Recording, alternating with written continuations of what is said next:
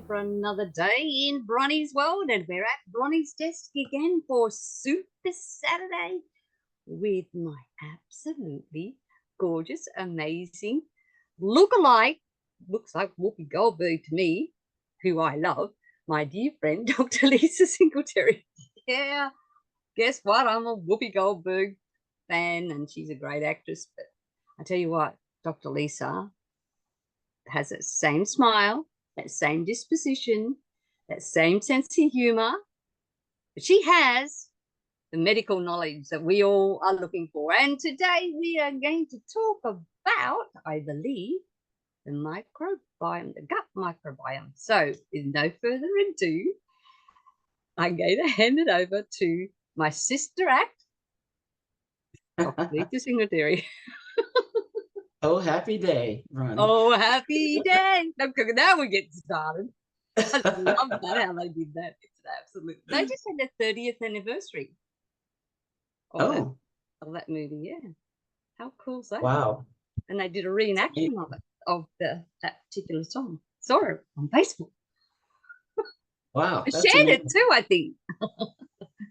Anyway, but being Christians as we are, that really resonates with me. So I know it resonates with you. It's a great song. But anyway, let's get back to the subject at hand. So, number one, I love being in Bronie's world. Thank you so much. And I love talking about the gut because it is so essential to our whole well-being. The gut's like the center. I mean, we could say the heart's the center.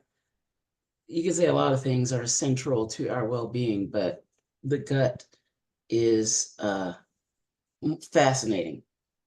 And I was really looking at a couple articles, and so I want to share some of them with you, if I may. Absolutely. So I love this site, healthline.com. They're not the end all and be all, but I like them for several reasons, including the fact that they do publish the article, their research articles. So they kind of read the research and summarize it, kind of like I do. So I'm summarizing the summary of the research, but I like the way they break it down. So, signs of an unhealthy gut and what to do about it. So I started with the microbiome, but then I found this particular article. So it's a little bit more high level, but I think it's important. So poor gut health. People can complain of fatigue, of course, upset stomach, whatever that means. Yeah. Most people don't even know where their stomach really, like what's the difference between your stomach, your abdomen, your gut.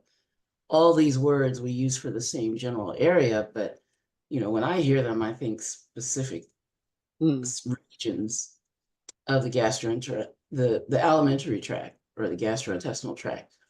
But when I hear someone else speak about it, I have to think, oh, wait a minute. Okay, they're not talking about the stomach.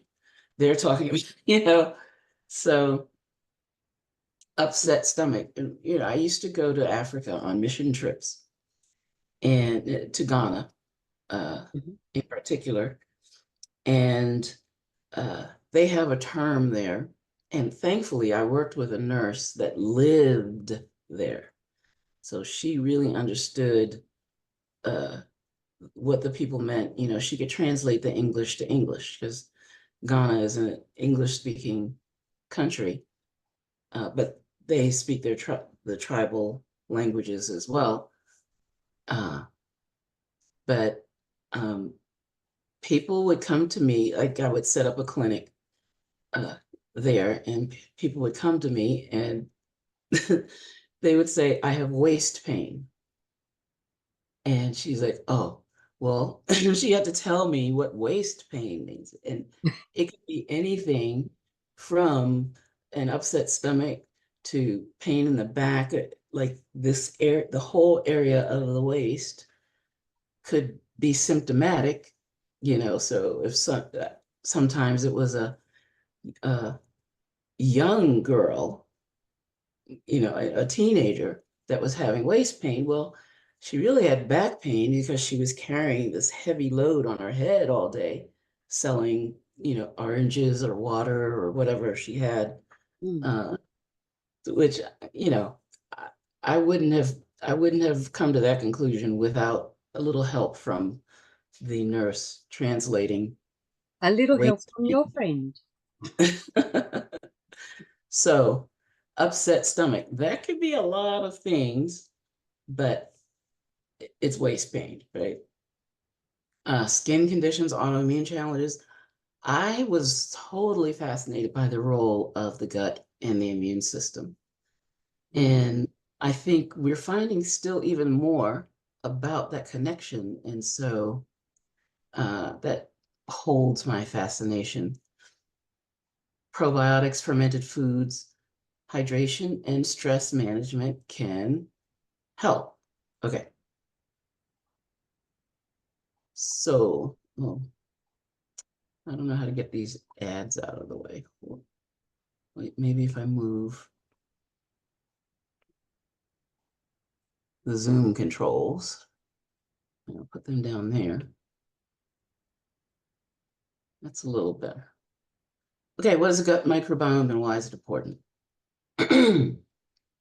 So the gut microbiome, as it says, refers to microorganisms living in your intestines. So it's not just bacteria. It's bacteria, viruses, fungi, a lot of different types of organisms. Oh, there it says it right there. And and you don't just have a gut microbiome. You have an eye microbiome. You have an ear microbiome. Well, you could technically say the mouth is part of the gut microbiome because it's part of the gastrointestinal system, but you have skin microbiome. Like you've got bacteria living and Everywhere. colonizing your whole body. So that's something important with people that have different exposures, different skin irritations, different, like a scratch in the cornea of the eye.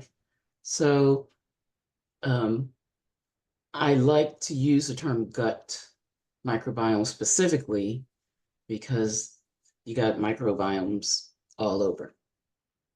But I love this. Each person has about 200 different species of bacteria, viruses, and fungi in their digestive tract. That's amazing. All right. Wow. So A lot, some isn't of it? those, yeah, so some of those species are harmful, and some are beneficial.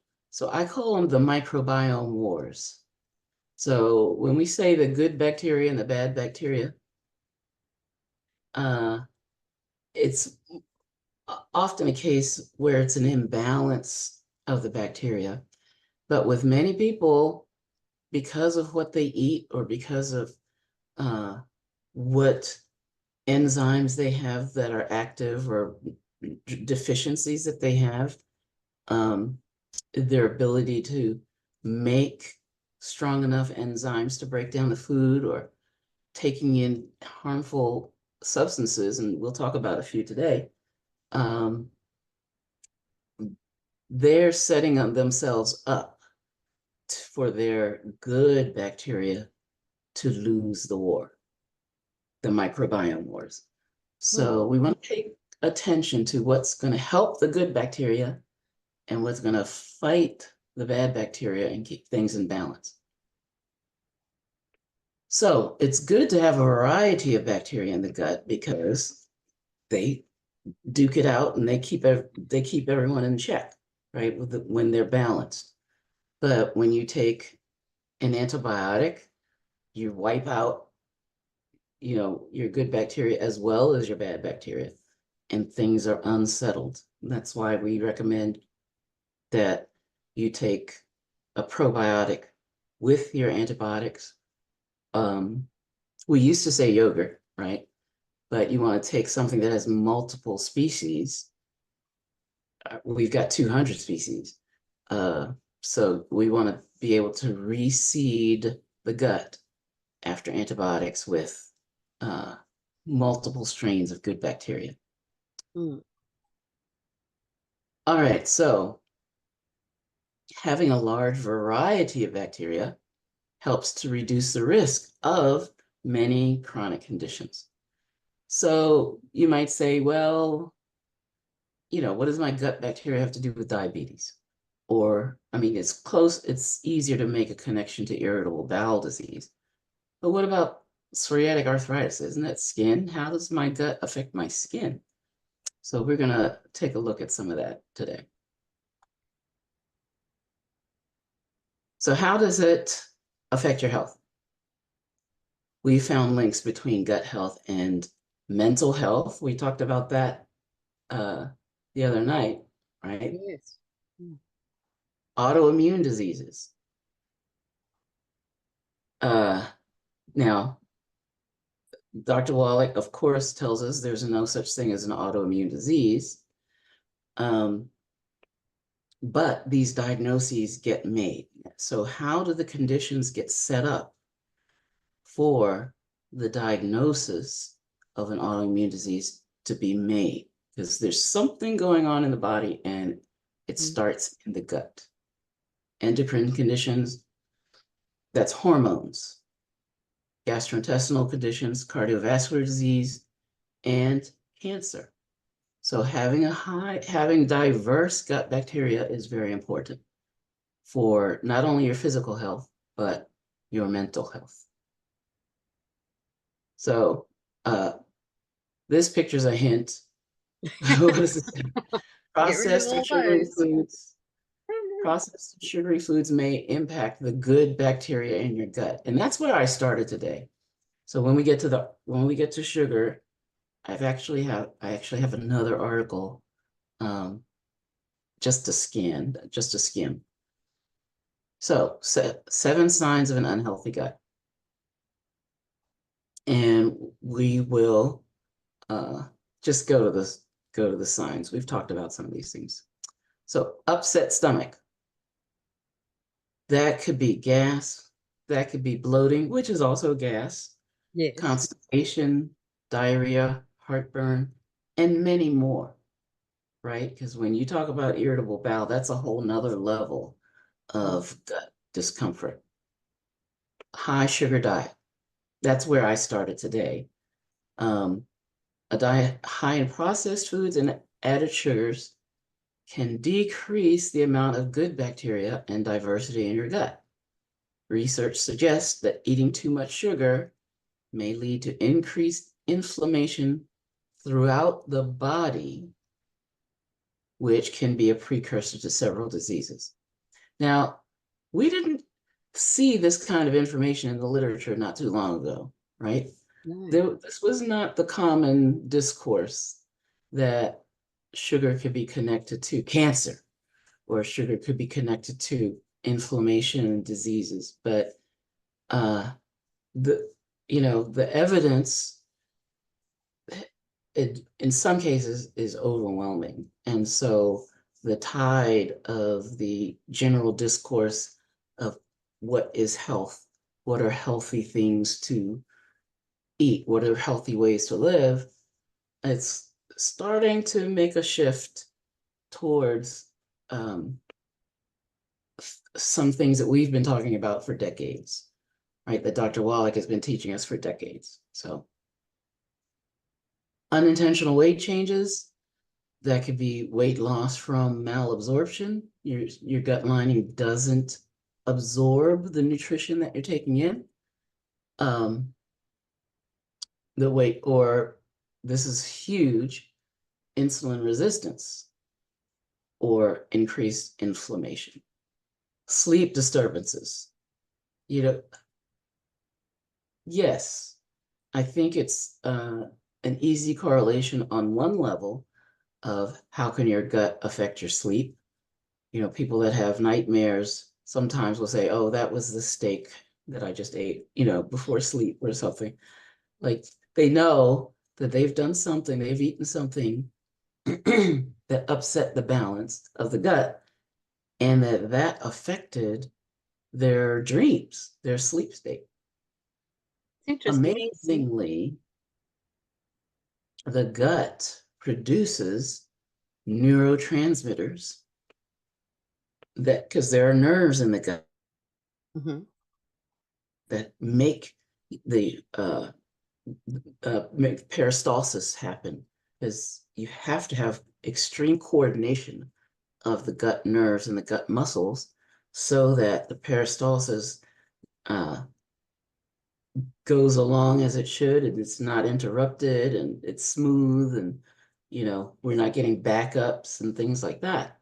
So the gut uses some of the same chemicals, some of the same molecules to coordinate the nerves in the gastrointestinal system as the brain uses to talk to the nerves, the nerve cells in the brain. So when your gut makes, let's say, 70, 80% of the serotonin that's in your entire body, your brain's going to be affected by the serotonin levels, right? Absolutely, yeah. Okay, so we can see that connection, but it's even, I believe it's even more profound than this. Okay, skin irritation. How can your gut affect your skin? Now, some people know, of course, if I eat tomatoes, some people, they know that they're going to break out in a rash. So we attribute that to maybe food allergies or food sensitivities. But what's going on in the gut? So it could very well be related to the fact that the gut lining, because of inflammation, because of dysfunction, and because of an imbalance of the microbiome, the gut lining could be inflamed, and it could allow, and inflammation can lead to leaky gut, you might have heard. Yes. And a leaky gut means that there are things inside the gut that are supposed to stay inside the gut, but they can cross now, when the gut's leaky, into the bloodstream. That's not supposed to happen. So when those molecules that are supposed to stay in the gut get into the bloodstream, they trigger the immune system inside the bloodstream or inside the body. And that sets up a whole cascade of inflammation and very likely autoimmune disorders. But was it an autoimmune disorder? It was a gut disorder, right? Absolutely, yeah. Oh, there we go. So It's the next point. You went on to the next point without it realizing. absolutely, because they're all connected, right? They If are. you have an autoimmune disorder, it's very likely going to show somewhere other than your gut, in your skin or in your connective tissue, your soft tissue. So, or in your cardiovascular system, right? Because your body's designed to attack these molecules that aren't supposed to be there. They get in, so your body goes on the attack. It's like, oh, there's some bad molecules here. We have to go on the attack.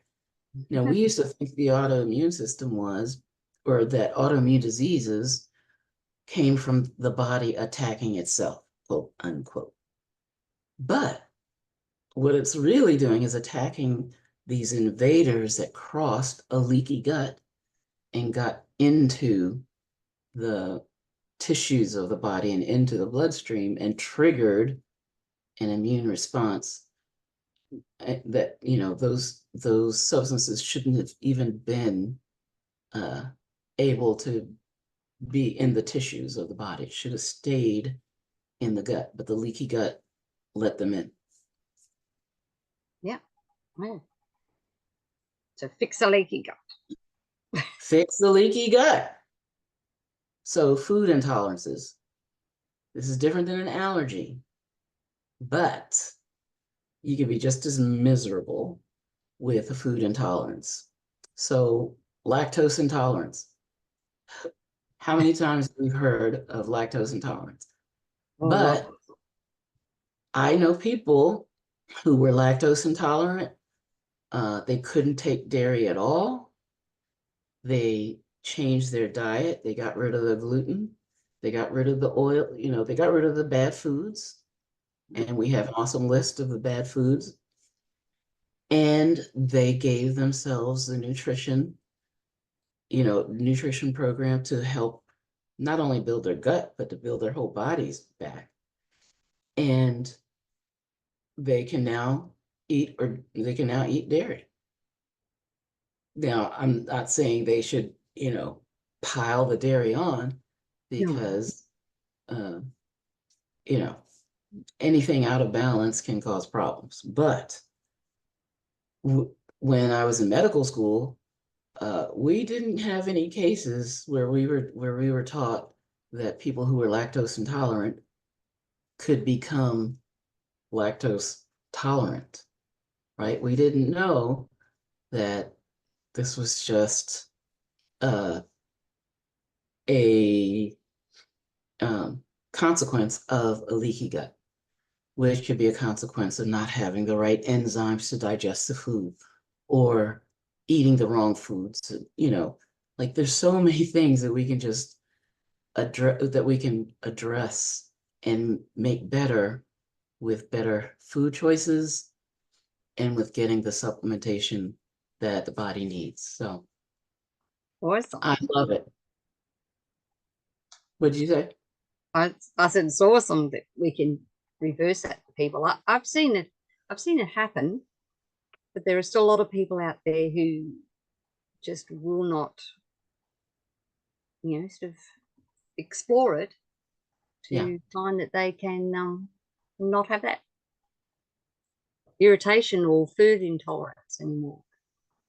Uh, my heart breaks with some of the people that I see and I've spoken with, and that know I'm a physician and know that I have a um, nutrition focus and know that I'm a certified holistic health coach, and they will not, Mm, do the smallest little change in their regimen.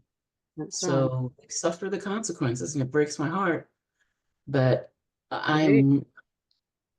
I'm, I, so I'm the, the Bible has a verse, I love those who love me, right? I Mm, want to help the people who want help. So, I mean, I want to help everybody, but yeah.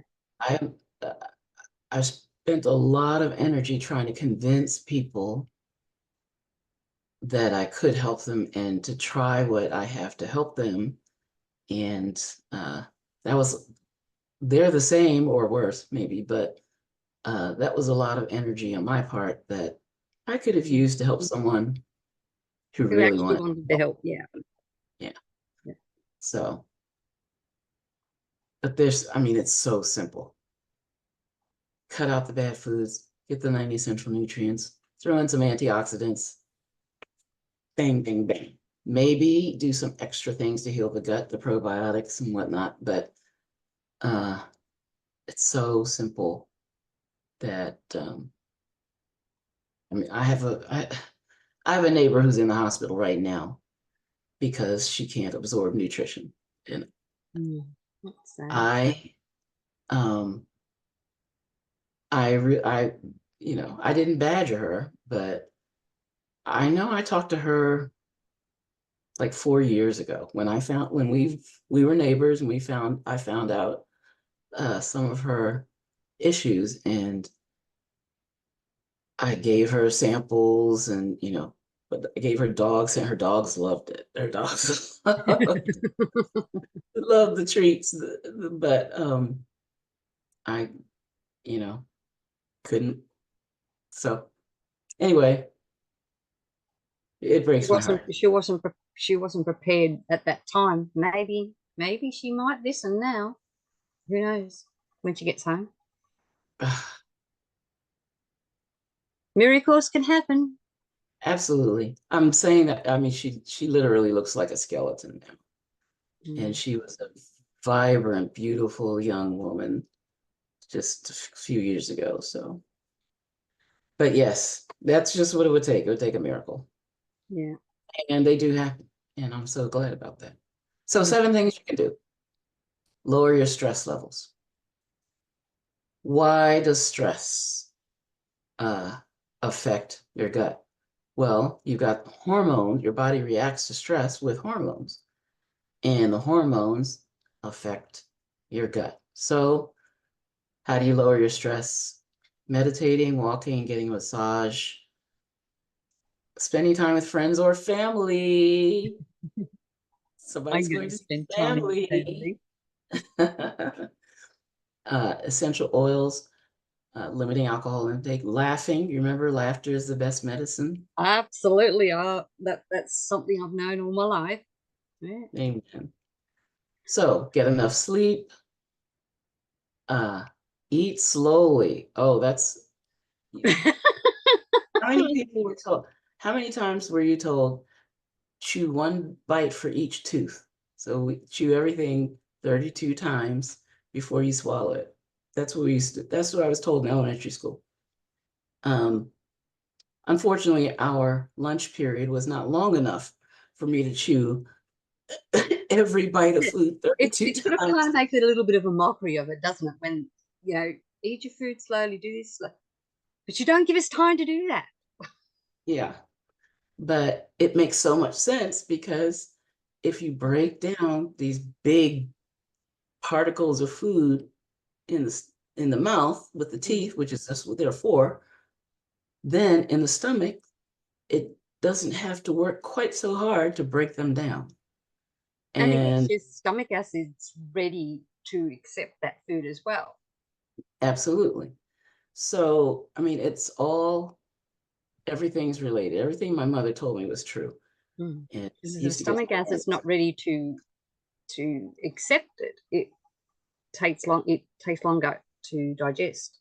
it has to ramp up. It has to build up the hydrochloric acid to, yeah, the Mm. amount to digest it. So, you take a chunk of food that's too, you swallow a chunk of food that's too big, then it gets into your stomach. It doesn't get completely digested. So it gets into your small intestines and starts poking holes, causing inflammation and wreaking havoc Mm. in your small intestines. So chew your food, stay hydrated. Now, um, I could talk for a long time about hydration, but one thing you might want to do is not drink when you eat because that dilutes the stomach acid. Um, that's just what I'm gonna say. Like, except what has to get down. I mean, what helps you get down, but we have this habit of, when I say we, I really mean Americans, but we have this habit of you eat something and then you gotta swallow a 16-ounce or 24-ounce soda just out of habit afterwards. And we really don't need to do that. So take We a do it here prebiotic. too. Hmm? We do that here too. Oh, Not the Coke. Well, I don't. A lot of people do. Don't yeah, exactly. they? Mm. So prebiotic or probiotic. So what's the difference? The probiotics, you could think of as good or professional or, give it a good connotation. That's the good bacteria. The prebiotic is what you give to the probiotic to feed it. So number one is fiber, dietary fiber. So, you We know, we have a good pre plus probiotic, and I thought I had one sitting right here. oh, we have brilliant prebiotics, probiotics, brilliant. I mean, we're like gut health specialists. Yeah, The this formulas that we got. this one's my favorite. Can you see it? Yep. Prebiotics. Because it's Yep. got the pre plus the pro. Yep. And it's good for all ages. Absolutely. So, so what probiotics do is when you take them, you're kind of benefiting the good bacteria. And sometimes people will take them, and the first couple of days, they can feel the fight, like the bad bacteria, like, wait a minute, what are you doing? Try to give the good bacteria a boost. Here, we're going to be more. And then the good bacteria, like, well, we've got help now, so we're going to be more. Than the bad bacteria, like, no, no. And you feel the fight, you get the gurgling and the, discomfort. And after a while, after a few days, it'll settle out. And which one wins? It's the one you feed. Yeah. So if you're taking gluten in all that time, the bad bacteria are going to win. If you're taking organic, gluten-free, avoiding the bad foods, the good bacteria have a chance. Yes. All Just right, makes check. sense. Just makes common sense. Sense isn't common, baby. I know. No, that's true. That's true. Less and less and less. Nowadays, yes. So check for food intolerances, but it's probably not the food intolerance that you think. It's probably you're eating the bad foods and setting your gut up for failure. There you go.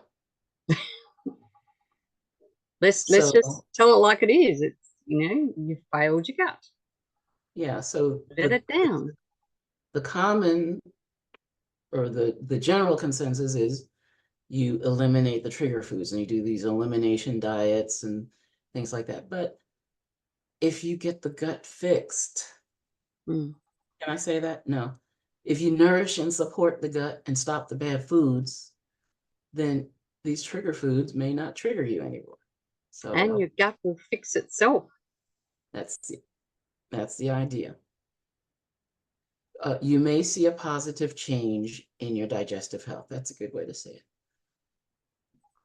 So change your diet. They're saying eat fruits, vegetables, coffee, tea, wine, all fine, whatever. We're saying avoid the bad foods. Yeah. It's more important what you don't eat than what you do eat. So let's see what I didn't get this far down the article. 4 types of food for gut health. High fiber foods, well, these would be your prebiotics. But look at this. I do not agree with this list, right? Legumes. Oh, Dr. Gundry would have a field day with that because of lectin, right? But fortunately, I have a pressure cooker, and that's the way to decrease the lectins. Whole grains, no.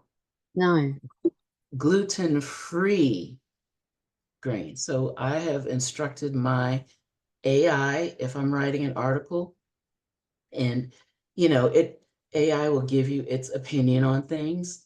Like I might, be working on an article on a healthy diet, and it'll every time it says gluten-free, it says whole grains.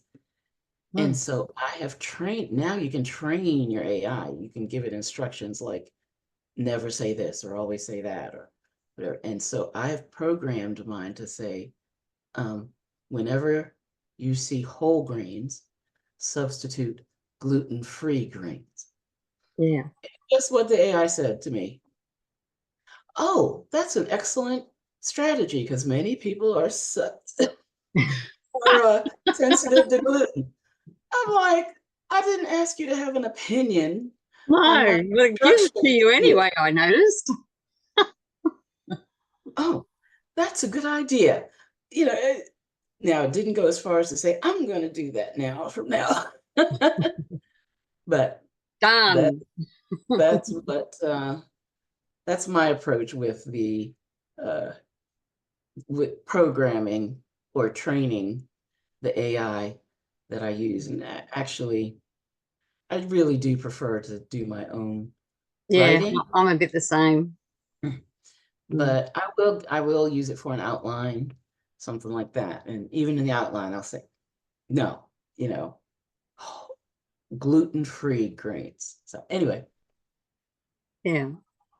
on and on. Garlic, amen. I love garlic. I anyway, You've got to have the garlic to keep the vampires away. there you go. Thank you. So what does Fermented that mean? You've foods. got to keep your blood healthy. Yep. Fermented foods, collagen boosting foods. Now, the thing about collagen, and having a pressure cooker, and that's one of my favorite things in life. I love making a good bone broth, Yeah. right? Mm. But what a lot of people don't know is one of the cofactors that helps collagen is vitamin C. So, and actually, a friend of mine called the company, and the customer service person knew that and told him to add vitamin C to his collagen, and he did, and he noticed a difference. So, Mm. but it helps. Uh, it's part of vitamin C is part of the collagen production process in the body. Yeah. So it's a good cofactor. All right, so why is the gut microbiome very? I mean, this is a good article. I'll share this link with you if you like, but all you have to do is Google unhealthy gut health line, and this article will show up. So the And other what is it? article I got was mostly for the headline, which is that sugar disrupts microbiome function, immune function, and leads to metabolic disorders. Now, this article is September of 2022. And at that time, the study they're referring to was new, but it found that sugar consumption leads to a loss of important immune cells. This was in mice. So the primary research usually happens in, mice or Yeah. some other, whatever. It appears to tip the microbiome balance away from the good bacteria and in favor of the bad bacteria. And they're connecting all of that to diseases such as cardiometabolic diseases, such as diabetes or metabolic syndrome. They didn't say that here, but we know what a cardiometabolic disease is. Mm.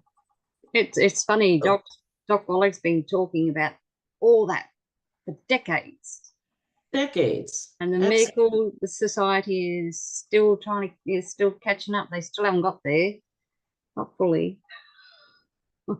so the question is, and we know the answer, will this research apply to humans? So that's the other thing that happens with uh, research studies. Once they start, in the petri dish and then in the research animal, then it goes up to the human research animal. Mm. And the perils of hidden sugar.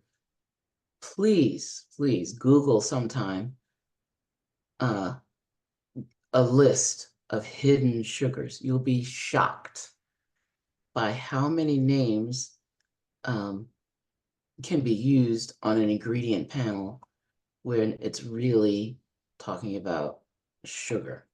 They don't Yeah. want you to know. It's amazing.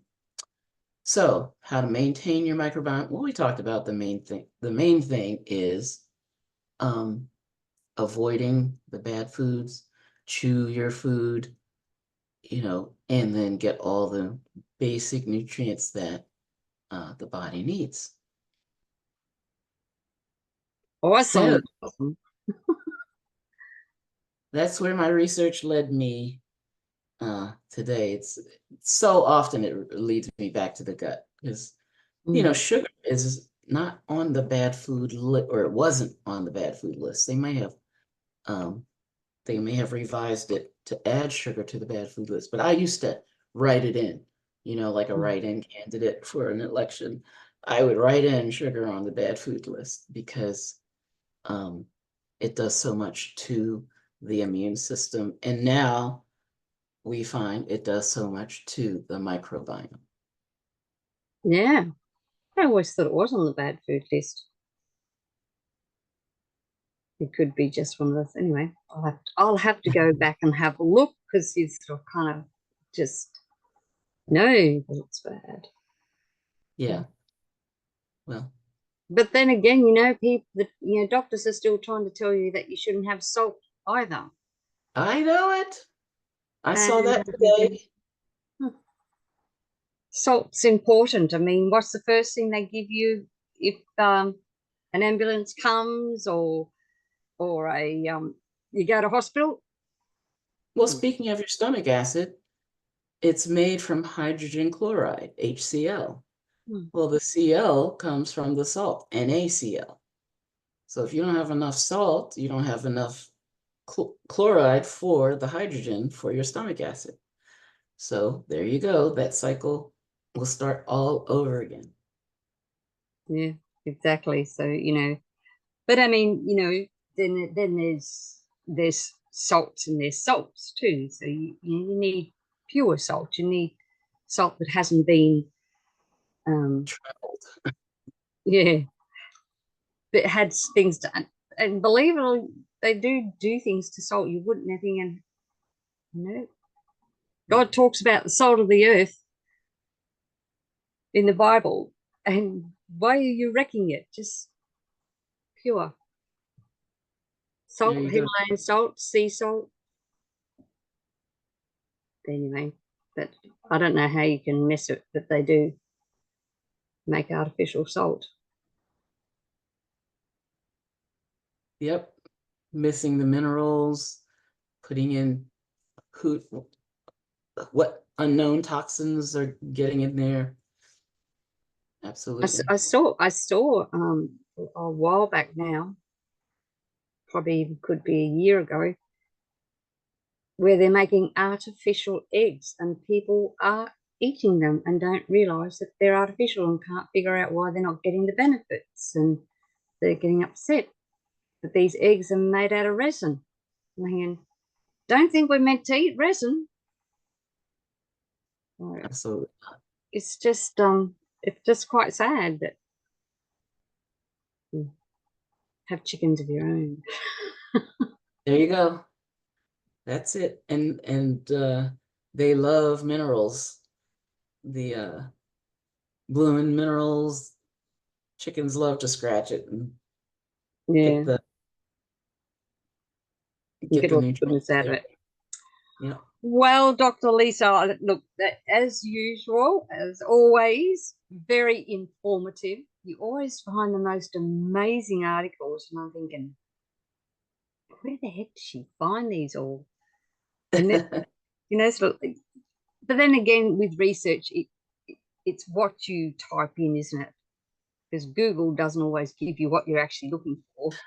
Yeah, so yeah, I learned a long time ago that, if you find something, even if you find a good title that, you have to look at the source, and then you have to look at the resources within that source.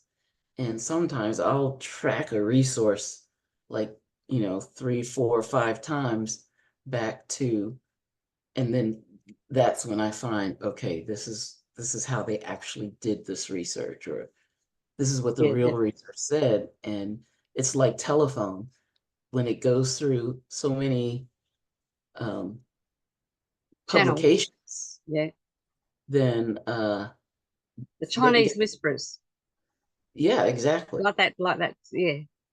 So, okay, what was the original? What message? Yeah, Where has this come from?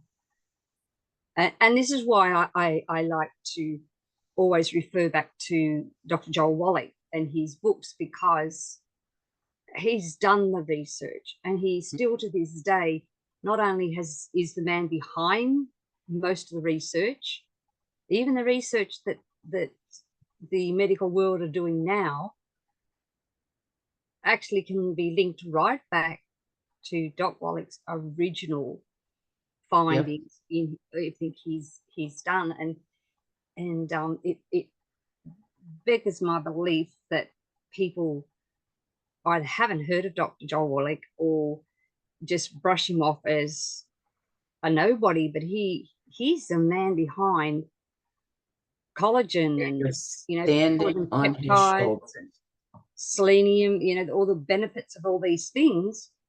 Yep. And the cofactors. You mentioned cofactors of vitamin C with collagen and everything. He's a big advocate for it's the cofactors, because if you have all these things on their own, it's more stressful for the body. That's right. The cofactors, our bodies are designed to have the cofactors. Everything works together when you get the mix right. And that's what I love about the supplements we have and that Doc Wallach's put together, is because I know he's already done all that and I haven't got to think about it. Absolutely. That's how I look at it. Less that I have to worry about. I know that he's got the formula correct. I'm exactly the same way. Exactly. And as Albert Einstein used to say, you don't have to know everything. You don't have to remember everything. You just have to know where to find it. And it was funny because someone asked him, why does he not remember his own phone number? And back then it would have been very small. And he said, why should I remember that? Yep. I know where to find it if I need it. There are more important things that I need to remember that aren't there to be found necessarily. But yeah, the key is if you teach, like when our children were little, I homeschooled them for a while.